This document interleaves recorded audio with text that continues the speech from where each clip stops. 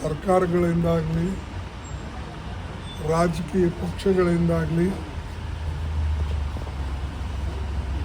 ಅಷ್ಟು ದೊಡ್ಡ ರಿಯಾಕ್ಷನ್ ಬರಲಿಲ್ಲ. ಆದರೆ ಕೆಲವು ಜನ ಪ್ರಗತಿಪರವಾದಂಥ ರಾಜ್ಯಗಳು, ಪ್ರಗತಿಪರವಾದಂಥ ವಿಚಾರಧಾರೆ ಇರ್ತಕ್ಕಂಥ ವಕೀಲರು,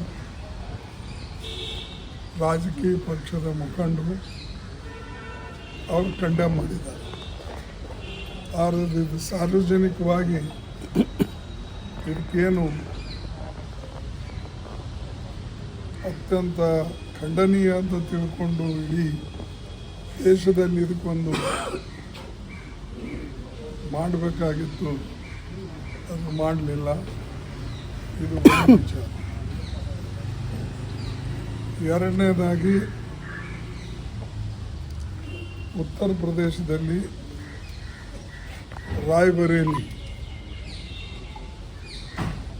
ಒಬ್ಬ ವಾಲ್ಮೀಕಿ ಸಮಾಜದ ವ್ಯಕ್ತಿ, ಅವನು ತನ್ನ ಕುಟುಂಬದವರ ಮನೆ ಕಡೆ ಹೋಗಬೇಕು ಅಂತ ಹೊರಟಂಥ ವ್ಯಕ್ತಿಗೆ ಆ ಊರನವರು ಇವನು ಕಳ್ಳತನ ಮಾಡಿದ್ದಾನೆ ಅಂತ ತಿಳ್ಕೊಂಡು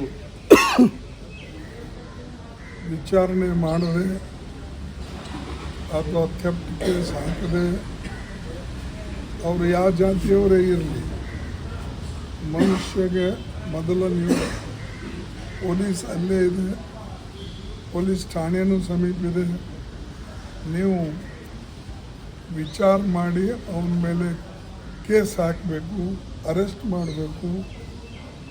ಅದನ್ನು ಬಿಟ್ಟು ಜನನೇ ಕಾನೂನು ಕೈಯಲ್ಲಿ ತೆಗೆದುಕೊಂಡು ಅವನಿಗೆ ಲಿಂಚಿಂಗ್ ಮಾಡ್ತಾರಂದರೆ ಎಷ್ಟರ ಮಟ್ಟಿಗೆ ಉತ್ತರ ಪ್ರದೇಶದ ಒಂದು ಲಾ ಆ್ಯಂಡ್ ಆರ್ಡರ್ ಹದಗೆಟ್ಟಿದೆ ಅಂತಕ್ಕಂಥದ್ದು ಇದರಿಂದ ಗೊತ್ತಾಗ್ತದೆ. ಅದಕ್ಕೆ ಇದು ನಾನು ಕಂಡಮ್ ಮಾಡ್ತೇನೆ. ಹೀಗೆ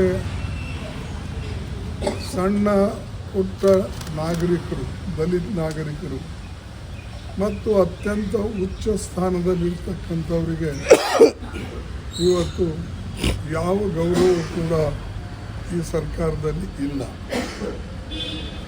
ಇದಕ್ಕಾಗಿ ನಾವು ಹೋರಾಟ ಮಾಡಬೇಕಾಗ್ತದೆ.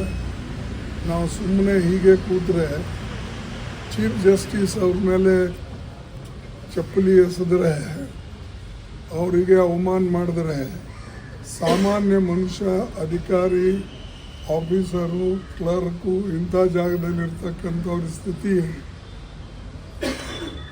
ಅದಕ್ಕೆ ನನಗೆ ಭಾಳ ನಿಜವಾಗ್ಲೂ ನಾನು ಇದನ್ನು ಕಂಡೆಮ್ ಮಾಡ್ತೇನೆ ಮತ್ತು ಇಂಥವರಿಗೆ ಕಠಿಣ ಶಿಕ್ಷೆ ಆಗಬೇಕು. ಯಾವ ವ್ಯಕ್ತಿ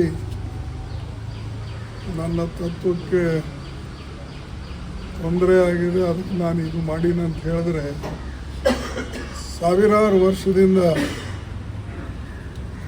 ತೊಂದರೆಗೆ ಒಳಪಟ್ಟಂಥ ಜನ, ಅವಮಾನಕ್ಕೆ ಒಳಪಟ್ಟಂಥ ಜನ, ಮನುಷ್ಯ ಅವನು ಮನುಷ್ಯನಲ್ಲ ಅಂತ ಹೇಳ್ತಕ್ಕಂಥ ಜನ, ಹೆಣ್ಣು ಮಕ್ಕಳಿಗೆ ಮರ್ಯಾದೆ ಕೊಡದೇ ರೀತಿಯಲ್ಲಿ ಆ ಧರ್ಮ, ರಾಜ್ಯ, ಆ ಸಂಸ್ಥಾನ ನಡೆಸ್ಕೊಂಡ್ರೆ ನಾವು ಅದನ್ನು ಒಪ್ಪಬೇಕೇ. ನಾನು ಈ ಪ್ರಶ್ನೆಯನ್ನೇ ನಿಮ್ಗೆ ಕೇಳ್ತೇನೆ. ಮನುಷ್ಯನಿಗೆ ಮನುಷ್ಯನಂತ ತಿಳಿಯೋದಿಲ್ಲ, ಆದರೆ ನೀವು ಹೆಣ್ಣು ಮಕ್ಕಳಿಗೆ ಯಾವ ಥರದ ಅಧಿಕಾರವೂ ಕೂಡ ಕೊಡದೇ ಇರತಕ್ಕಂಥ ಒಂದು ವ್ಯವಸ್ಥೆ, ಆ ವ್ಯವಸ್ಥೆಗೆ ನೀವು ಸಲಾಮ್ ಹೊಡೆದು ಮಾನವನ ಹಕ್ಕುಗಳನ್ನು ಅದು ನೀವು ಚ್ಯುತಿ ಮಾಡಿ ಅವರಿಗೆ ಅವಮಾನ ಮಾಡ್ತಕ್ಕಂಥದ್ದು ಮಾಡ್ತಾಯಿದ್ರಿ. ಇದು ನಿಜವಾಗ್ಲೂ ನಾನು ಭಾಳ ಮನನೊಂದು ಈ ಮಾತನ್ನು ಹೇಳ್ತಾ ಇದ್ದೇನೆ. ರಾಜಕೀಯವಾಗಿ ಬಳಸ್ಕೊಳ್ಳೋಕ್ಕೆ ನಾನು ತಯಾರಾಗಲ್ಲ. ಯಾಕಂದರೆ ಇದು ಸಮಾಜದಲ್ಲಿ ಈ ರೀತಿಯಾದಂಥ ಒಂದು ಮಾನಸಿಕತೆ ಕೆಲವು ಸಂಘ ಸಂಸ್ಥೆಗಳು ಮಾಡ್ತಾ ಇವೆ. ಅದಕ್ಕಾಗಿ ಮೊದಲು ನಾನು ಆ ಸಂಘ ಸಂಸ್ಥೆಗಳು ಯಾರು ಇಂಥ ಮಾನಸಿಕತೆ ಇಂಥ ವಿಚಾರಧಾರೆ ಪ್ರಚಾರ ಮಾಡ್ತಾರೋ ಅವರ ಸಂಸ್ಥೆಗಳಿಗೆ ನಾನು ಖಂಡಿಸ್ತೇನೆ. ಅವ್ರ ಕೆಲಸ ಸಮಾಜವನ್ನು ಉದ್ಧಾರ ಮಾಡೋದು, ಸಮಾಜಕ್ಕೆ ಸಮಾಜದಲ್ಲಿ ಆಗ್ತಕ್ಕಂಥ ಅನ್ಯಾಯಕ್ಕೆ ಎತ್ತಿಡಿದು ಅವರ ಉದ್ಧಾರ ಮಾಡ್ತಕ್ಕಂಥ ಕೆಲಸ ಹೊರತಾಗಿ ಸಮಾಜದಲ್ಲಿ ಬೆಂಕಿ ಹಚ್ಚತಕ್ಕಂಥ ಕೆಲಸ, ಅಪಮಾನ ಮಾಡ್ತಕ್ಕಂಥ ಕೆಲಸ ಯಾರು ಮಾಡಬಾರ್ದು. ಅದಕ್ಕಾಗಿ ಇಷ್ಟು ನಿಮ್ಮನ್ನ ತಿಳಿಸ್ಬೇಕು ಅಂತ ಹೇಳಿ ನಾನು ಬಂದಿದ್ದೆ. ಸರ್, ಒಂದು ಇಂಗ್ಲೀಷಲ್ಲಿ ಅಥವಾ ಹಿಂದಿಲಿ जो घटनाएं सुप्रीम कोर्ट में घटी और सुप्रीम कोर्ट के उच्च न्यायाधीश को उनका जो अपमान किया गया, ये हम उसको कंडेम करते हैं और ऐसी माहौल, ऐसी विचारधारा अगर सुप्रीम कोर्ट के जजेस के पास होती है, सुप्रीम कोर्ट के लॉयर्स के पास होती है, जजेस नहीं लॉयर्स, तो ये अब उन्होंने अगर अपने पास का जूते निकाल कर फेंकता है तो ये खंडनीय भी है। और ऐसे लोगों को सभी हमारे लॉयर्स, बार एसोसिएशन जो भी है इसको तो कंडम करना ही चाहिए। ऐसे आदमी को डिबार भी करना चाहिए। और जो वकील अपने आप को कहता है वो वकील के विचारधारा ही अगर ऐसी है, क्या है विचारधारा? उसकी विचारधारा ये है कि जो मनुष्य को मनुष्य नहीं मानना चाहिए और महिलाओं को जो आज के ज़माने में जो स्थान-मान मिलना है वो उसको उनको वंचित करने का सिखाता है। और जो जिस धर्म की वो बात करते हैं वो धर्म हजारों सालों से भारतीय पूरे मानव को गुलामी में रखा है।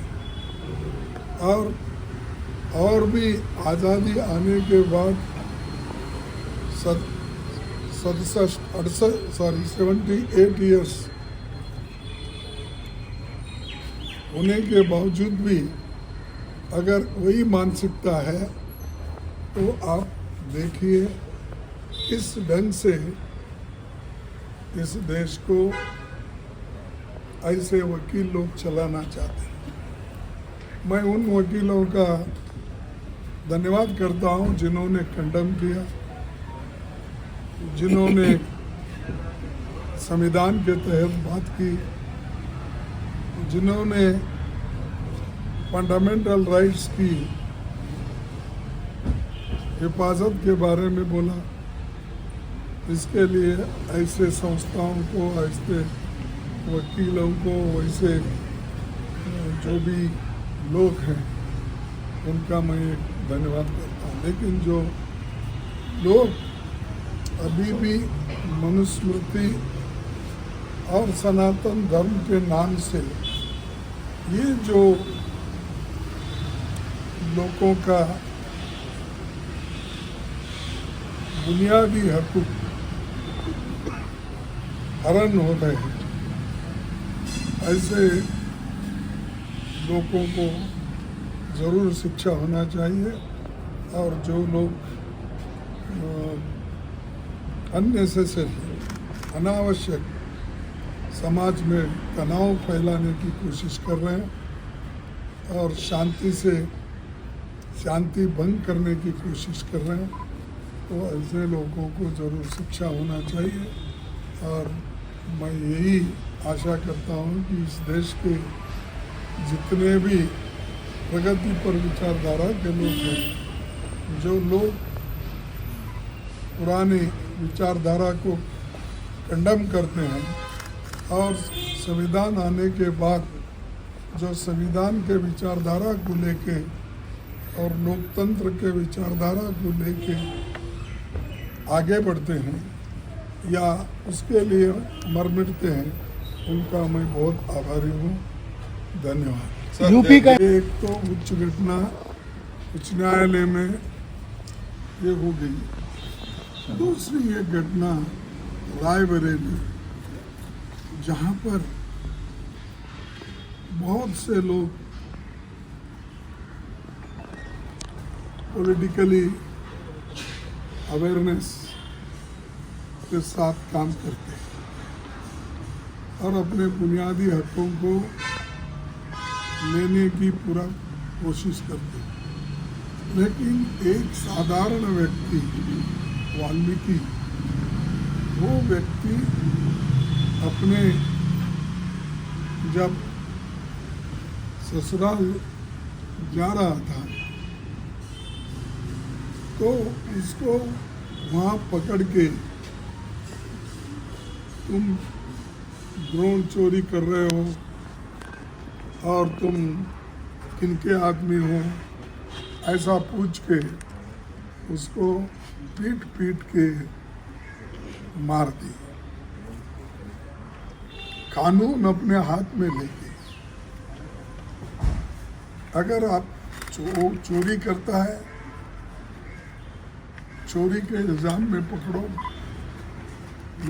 उसको उसकी जांच करो, अगर वो चोरी करता है तो उसको शिक्षा दो, तो कानून है।